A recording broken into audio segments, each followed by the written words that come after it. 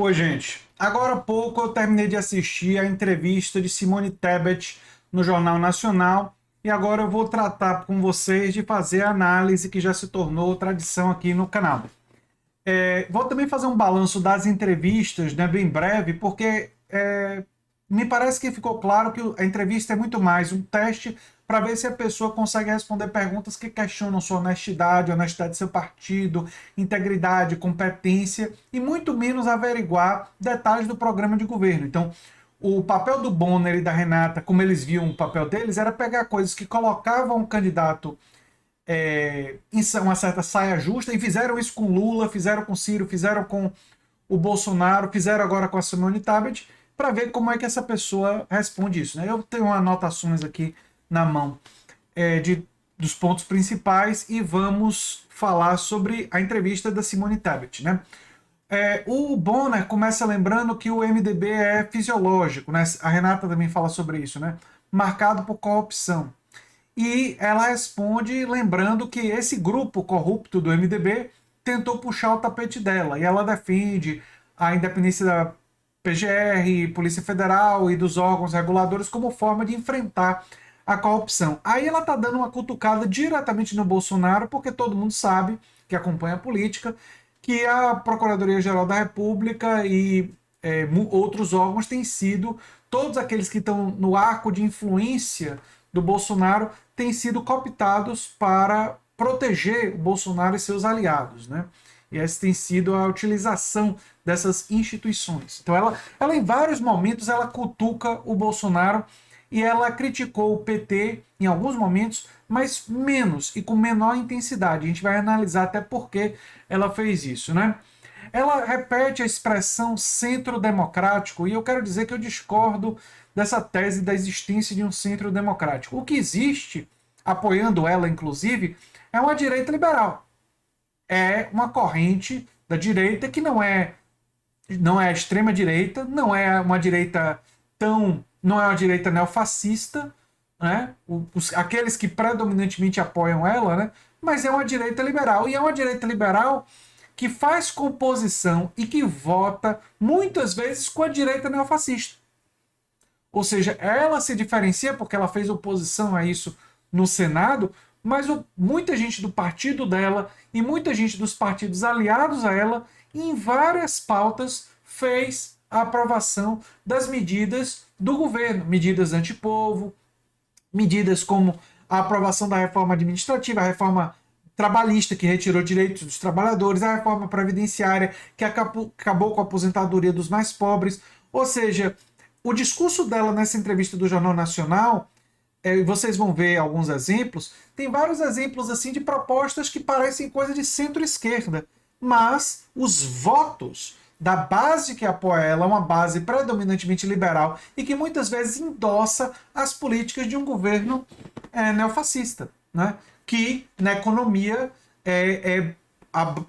segue uma linha de uma ortodoxia liberal. Né? Mas enfim, depois ela é questionada pelo Bonner sobre 9 estados o MDB apoiar outros candidatos que não ela, que essa incapacidade do MDB de ter unidade em torno do nome dela. E ela fala da existência de uma polarização muito grande entre o Lula e o Bolsonaro, e que tem certos estados como o dela que são mais conservadores, e que isso meio que explica essa situação, não é? Olha, de fato, a questão da política partidária regional no Brasil ela é complexa, mas isso mostra muito mais o caráter pouco ideológico e o caráter que eu diria muito voltado ao poder, que é a característica histórica do MDB. Ou seja, em cada estado, o MDB apoia o candidato que tem mais chances de ganhar. Então, nos estados em que Lula é muito forte, o MDB está apoiando o Lula porque quer cargos, porque quer bancada, porque quer poder, porque quer orçamento. E nos estados onde são estados mais conservadores, onde Bolsonaro tem mais força, o MDB está apoiando o Bolsonaro, que mostra que existe um esvaziamento ideológico do MDB, que nunca foi um partido muito ideológico, que só teve uma característica autêntica na época da ditadura militar, né? E setores autênticos, porque tinha os setores adesistas ao regime militar. Eu analisei isso, inclusive, na minha dissertação de mestrado. Quem quiser, está no repositório da Universidade Federal da Bahia. Né? Eu tenho um doutorado também em que analisei o movimento da reforma sanitária brasileira, e nós vamos falar de saúde daqui a pouco. Ela fala que tem o melhor programa. Né? Olha, se nós formos tirar pelo antigo Ponte para o Futuro, que tentaram implementar durante o governo Temer, não é o melhor programa. O programa, a meu ver, péssimo. Mas ok, vou analisar o programa dela como um programa que pode ser diferente. Mas o legado do MDB e do governo Temer ainda está muito vivo na minha memória, que foi um governo que retirou direitos trabalhistas. Né? Foi um governo que aprovou o teto de gastos. O governo Temer, ao aprovar o teto de gastos, sangrou na educação, na saúde, nos investimentos do Estado e deixou correr solto aonde o dinheiro, na especulação financeira, para os mais ricos. E ela diz que vai taxar os mais ricos. Eu vejo que isso entra em contradição com essa história pregressa. Vejo problemas ali. Né? Ela critica o negacionismo bolsonarista na questão da pandemia, né? Bate forte no governo Bolsonaro nisso e no sigilo de 100 anos, novamente. Deu muito mais sinais de oposição ao Bolsonaro do que críticas duras. Ela fez algumas, mas não com tanta intensidade, aos governos petistas. Né? Pode ser que esteja avaliando aí um apoio crítico em um eventual segundo turno ao Lula. Pode ser que fique neutra, não sei. Né? A Renata questiona, a Renata Vasconcelos, se o próprio partido dela tem apenas 33% de mulheres. Ou seja, o partido dela pega tanto essa causa das mulheres, da participação feminina, mas o MDB é um partido que tem pouca participação de mulheres. E aí ela diz, são todos os partidos a que eu tenho que corrigir a Simone Tebet. São os partidos, ela pode não gostar de ouvir a verdade, a Simone Tebet, mas vocês compartilhando meu vídeo com mais gente, a verdade pode chegar. E a fonte está no comentário fixado. Em 2022, são os partidos de esquerda e de centro-esquerda que mais investiram em lançar mulheres ao pleito. E 7 alcançaram o percentual superior a 36%, superior ao do MDB, né, que o MDB ficou lá nos 33%, né, nas candidaturas femininas. Quais foram? UP, PCdoB, o PSTU, PSOL, PT, PCB e PV. Foram esses os partidos. Né? E os partidos que se mostram um machismo estrutural são partidos todos da direita. O Novo, o PMB, o DC, o PTB, o Avante, o PL e o PRTB. Alguma surpresa? Para mim, zero. Zero surpresa. Né? Ela insiste que a lei de igualdade salarial seria sua primeira prioridade como proposta para ser aprovada. E fala na existência, isso é verdade, de mulheres colocadas como laranjas sem nenhuma chance de ser eleitas, mas como candidatas em muitos partidos. Só que ela se esquece de falar, e esse esquecimento é intencional, não é um esquecimento, apenas um lapso de memória.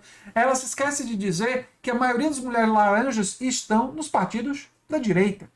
A esquerda coloca mulheres que de fato são competitivas e que eles querem que vençam as eleições, não é? Ela fala que vai acabar com o orçamento secreto através de abrir o orçamento para descobrir coisas como a cidade mais banguela do Brasil, que seria uma cidade onde uma pequena cidade que disseram que ia tirar os dentes para conseguir recursos e tal. Olha, eu acho que vai ser muito difícil acabar com o orçamento secreto, mas essa é uma coisa que qualquer governo que vença vai ter que enfrentar. E ela está correta em dizer que tem que se lutar contra o orçamento secreto, né? Mas ela muitas vezes usa isso como álibi para dizer como é que ela vai pagar. Aí quando ela foi pressionada a explicar melhor como é que vai pagar as contas, ela fala em taxar lucros e dividendos, coisa que eu concordo. Ela fala em uma progressividade maior no imposto de renda, coisa que eu também concordo. E fala em isenções maiores para a classe média, coisa que eu também concordo. Mas aí eu fiquei pensando, mas espera aí, Simone, os economistas liberais que ela citou mais de uma vez concordam com isso? O pessoal do seu partido e dos partidos da sua aliança concordam com isso? Porque não é assim que eles votam. Não é assim que eles votam. Eles, aliás, foi no governo FHC que acabou com a cobrança de lucros e dividendos, né? os governos petistas vieram e toda vez que tinha qualquer pessoa do PT ou qualquer pessoa da esquerda falando nisso, a direita era contra, a direita liberal sempre foi contra esse tipo de taxação e uma tributação mais progressiva, e ela fala a realidade. Sim, a população mais pobre é que paga mais impostos proporcionalmente, porque gasta muito no consumo e a tributação é muito alta no consumo. Não é? Isso é real. Mas você vai ter que enfrentar, em primeiro lugar, os seus próprios partidos. E ela diz que os outros, os da esquerda, seriam oposição. Em temas como esse, a esquerda é quem é a vanguarda. A esquerda é quem está defendendo. Né? Quanto mais a esquerda, maior é a defesa em relação a isso. Né? Ela fala e elogia os agentes comunitários, uma coisa que eu gostei que ela falou. Mas ela não fala que as tensões dos movimentos sociais em saúde são justamente com as perspectivas liberais, já que a defesa dos movimentos na área de saúde é por estatização progressiva da saúde. A economia não é soma zero, gente. Nova riqueza é criada. Mas na área da saúde, o avanço do setor privado, em geral, significa um recuo do setor estatal. E se o setor estatal se tornar melhor, mais qualificado, ganhar qualidade, se tornar tão bom que as pessoas não precisem de plano privado, as pessoas vão parar de pagar plano privado e os planos privados e os hospitais privados vão ganhar menos dinheiro. Então é óbvio que no setor saúde existe uma questão de disputa de interesses. Existe uma contradição entre a perspectiva de mercantilizar a saúde, que é uma perspectiva historicamente liberal, e a perspectiva social-democrata ou socialista, que é uma perspectiva de garantir um direito universal com obrigação do Estado. E que o Estado deve se expandir na área de saúde para garantir esse direito com maior qualidade. E se expandir e for com mais qualidade, vai restringir a lucratividade do setor privado, e isso é óbvio. Basta vocês perguntarem para seus amigos: ei, se o SUS fosse bom o suficiente, bem financiado, gestão de qualidade, tivesse orçamento garantido, com boa qualidade e com grandes hospitais, você pagaria plano privado? A maioria das pessoas vão dizer: claro que não. Claro que eu não ia pagar plano privado particular. Então os planos ganhariam menos dinheiro, né? Isso é muito óbvio. Ela fala sobre a educação não poder ser responsabilidade dos estados e municípios. E, de fato, deve ser federalizado o financiamento e a fiscalização deve ser uma questão de Estado, uma política de Estado. Não pode ser legada a municípios, muitas vezes estão quebrados, e estados endividados. Você não pode achar que a educação no Mato Grosso, a educação em Santa Catarina, a educação na Bahia deve ser diferente. Nós temos que ter uma educação de qualidade, bem garantida, em todo o território brasileiro, em todos os estados, em todos os municípios. Ela está correta, é isso. Só que a defesa da federalização do financiamento e a defesa de um orçamento destinado à educação e garantido, sabe quem fez a oposição, Simone, historicamente a isso? E sabe quais foram os governos que cortaram recursos da educação? O primeiro que começou cortando recursos da educação foi o governo do seu partido, do MDB, do Temer, que sim, era vice da Dilma, mas quando assumiu, começou a governar com um programa completamente diferente do que a Dilma tinha sido eleita. E o governo Bolsonaro, com apoio de um monte de gente da sua base, aprovou reformas justamente em medidas que levaram a cortes na educação e na saúde. Então fica complicado acreditar, assim, eu posso concordar com o que você está dizendo, mas discordo do histórico dos partidos que te apoiam, né? Sobre a reforma tributária, ela fala em tributar, já falei, lucros e dividendos, progressividade e tal, só que os políticos da orientação liberal são os que são contra essas medidas. E essas são propostas, historicamente, da esquerda, né? Questionada sobre violência na sua gestão como vice, ela destacou que o estado de fronteira, que lá tem muita violência, passa por lá muito material contrabandeado, muitas coisas que vão explodir lá no Rio de Janeiro, né? Então, ela justifica dessa maneira. A violência é um problema altamente complexo e precisa de uma solução também complexa. Ela fala de uma proposta que teria um FGTS de quem está no Auxílio Brasil, né? E dá mais algumas pancadas no Bolsonaro. olha, essa proposta não me parece de toda ruim, mas ela tem que ser analisada como é que vai ser orçamentada. E eu defendo, claramente, uma maior progressividade tributária, né? E defendo coisas que ela disse aqui que iria implementar, que também são defendidas pelo Ciro Gomes, foram defendidas em 2018 pelo Haddad, e Lula tem sinalizado na necessidade de maior progressividade também. Isso me indicaria uma unidade aí maior para possíveis diálogos, porque quem fala contra essas medidas é o Bolsonaro, só que tem muita gente na base dela, como eu disse, que não investe nisso, né? Sobre ela antagonizar mais com o Bolsonaro, me pareceu uma estratégia, uma tática durante essa entrevista, tendo em vista que ela ficou conhecida pela CPI quando ela antagonizou, em grande medida, com indicados do Bolsonaro. Então, há um caminho aí, e também pelas ideias que ela está defendendo, há clara antagonismo com o Bolsonaro. O que é difícil de justificar e que não foi perguntado pelo Bonner e pela Renata é o fato de que a base que apoia ela votou muito, mas muito, com o Bolsonaro. Né? E aí, isso sim seria difícil dela explicar, dela justificar, dela elaborar. Mas, enfim, essa pergunta não foi feita a Simone Tebet. Né?